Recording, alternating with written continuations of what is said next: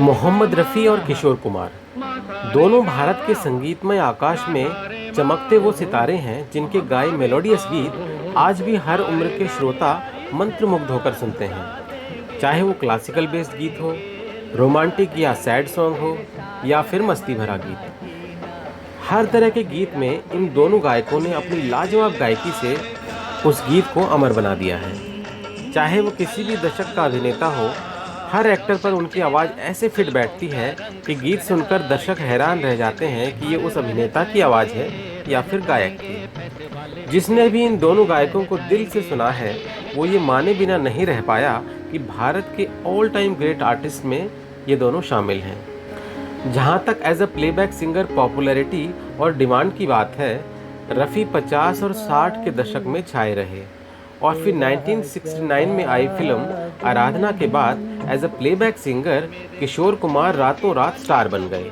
और फिर 70 और 80 का दशक किशोर कुमार के नाम रहा।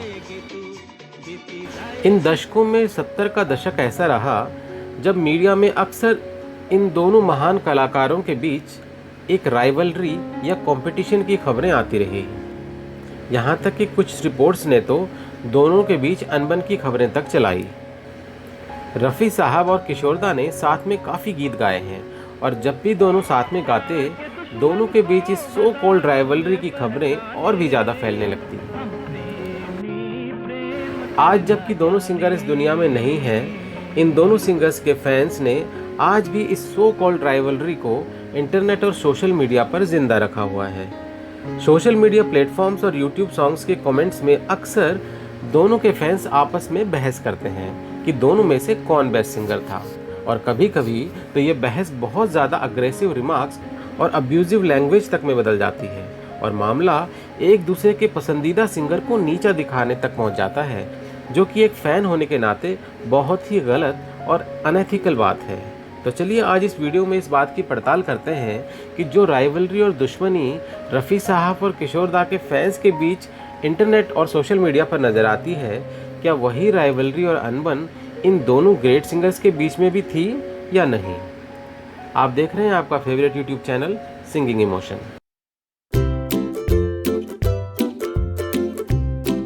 दोस्तों, मोहम्मद रफ़ी और किशोर कुमार, इन दोनों महान गायकों के बीच कैसा रिश्ता था, ये बात सबसे सटीक तरीके से वही बता सकता है जो इन दोनों गायकों के बहुत करीब रहा हो, और ये बताने के लिए रफ़ी साहब और किशोरदा के बच्चों से बेहतर और कौन हो सकता है। तो चलिए जानते हैं कि जब रफ़ी साहब और किशोरदा के बेटों से रफ़ी वर्सेस किशोर इस राइवलरी के बारे में पूछा गया तो दोनों ने क्या जवाब दिया। दोस्तों, किशोर वर्सेस रफ़ी की राइवलरी के बारे में पूछे जाने पर किशोरदा के बेटे और जाने माने सिंगर अमित कुमार एक इंटरव्यू में बताते हैं कि किशोर कुमार और मोहम्मद रफ़ी दोनों लेजेंड्स हैं and both are great in their own way, इसलिए दोनों को कंपेयर करना एक बचपने वाली बात है। वो कहते हैं कि किशोरदा और रफ़ी साहब दोनों एक दूसरे की बहुत रिस्पेक्ट करते थे। भले स्टूडियो में माइक के सामने दोनों के बीच एक हेल्दी कंपटीशन था, पर स्टूडियो से बाहर वो दोनों बहुत ज़्यादा फ्रेंडली थे और एक दूसरे की बहुत इज्जत करते थे। इनफैक्ट सॉन्ग रिकॉर्डिंग में भी दोनों एक दूसरे से टिप्स लिया करते थे कि इस गाने में क्या कुछ एक्स्ट्रा ट्राई कर सकते हैं या क्या ठीक रहेगा।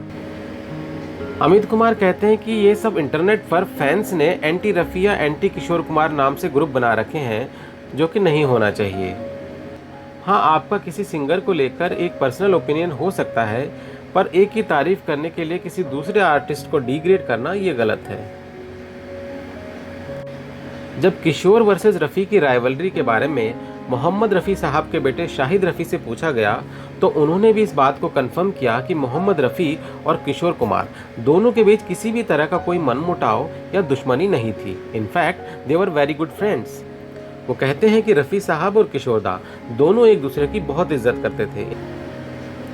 इनफैक्ट जब रफ़ी साहब रिकॉर्डिंग के बाद घर पर आते थे तो खुश होकर बताते थे कि आज किशोरदा के साथ गाने की रिकॉर्डिंग थी और हमें बहुत मज़ा आया। एक बार का किस्सा सुनाते हुए शाहिद रफ़ी कहते हैं कि मोहम्मद रफ़ी साहब जब एक बार लंदन में ठहरे थे तो उन्हें पता चला कि किशोरदा भी लंदन में किसी शो के सिलसिले में आए हुए हैं, तो उन्होंने किशोरदा को फ़ोन किया और लंदन में अपने घर आने का इन्विटेशन दिया। किशोरदा ने भी इन्विटेशन को एक्सेप्ट कर लिया और अगले ही दिन रफ़ी साहब के घर पहुंच गए।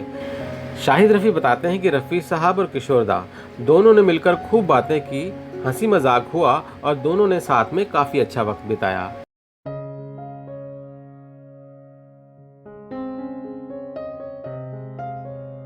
दोस्तों, रफ़ी साहब और किशोर दा के बीच कितनी अच्छी अंडरस्टैंडिंग और बॉन्डिंग थी, इसका उदाहरण कुछ और इंटरेस्टिंग वाक़यों से भी मिलता है। कम ही लोग जानते हैं कि मोहम्मद रफ़ी ने 50s और 60s के कुछ क्लासिकल बेस्ड गीतों में किशोर कुमार के लिए प्लेबैक किया है और उन्हें अपनी आवाज़ दी है, जैसे रागिनी फिल्म का गीत मन मोरा बावरा और शरारत मूवी का गीत अजब है दास्तां तेरी है जिंदगी इत्यादि। एक सिंगर किसी दूसरे सिंगर को खुद के लिए प्लेबैक करने को कहे, ये तभी संभव है जब दोनों के बीच अच्छी अंडरस्टैंडिंग और केमिस्ट्री हो।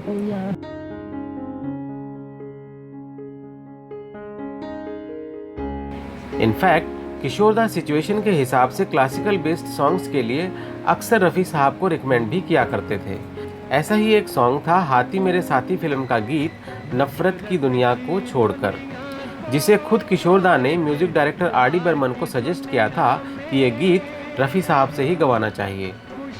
1969 में आई सुपरहिट फिल्म आराधना के बाद किशोर कुमार काका यानी कि राजेश खन्ना की आवाज़ बन गए थे और राजेश खन्ना भी जोर देकर अपनी फिल्म्स में हमेशा किशोर दा की आवाज़ को प्रेफर करते थे।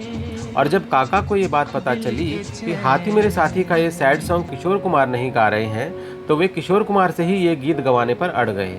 पर जब किशोर दा ने उन्हें समझाया कि फिल्म की क्रिटिकल सिचुएशन में आने वाला ये सैड सॉन्ग मोहम्मद रफ़ी ही बेहतर गा सकते हैं, तो काका ये गीत रफ़ी साहब से गवाने पर अग्री हो गए। तो दोस्तों, इन सब एग्जाम्पल से ये पता चलता है कि बेशक प्लेबैक सिंगिंग में मोहम्मद रफ़ी और किशोर कुमार के बीच एक हेल्दी कंपटीशन रहा हो, लेकिन असल ज़िंदगी में दोनों एक दूसरे की बहुत रिस्पेक्ट करते थे और काफ़ी अच्छे दोस्त थे। रफ़ी साहब और किशोर दा दोनों ही भारत के सिंगिंग लेजेंड्स हैं। दोनों करिश्माई आर्टिस्ट रहे हैं जिनकी गायकी की अनोखी खूबियां हैं जो उन्हें अपनी अपनी जगह महान कलाकार बनाती हैं। रफ़ी साहब और किशोर दा इन दोनों को कंपेयर करना ठीक उसी तरह है जैसे दिन और रात को, सर्दी और गर्मी को कंपेयर करना। दोनों के अलग अलग होने के बावजूद उनकी अपनी अपनी खूबियां हैं और ज़िंदगी में हमें दोनों की ही ज़रूरत होती है।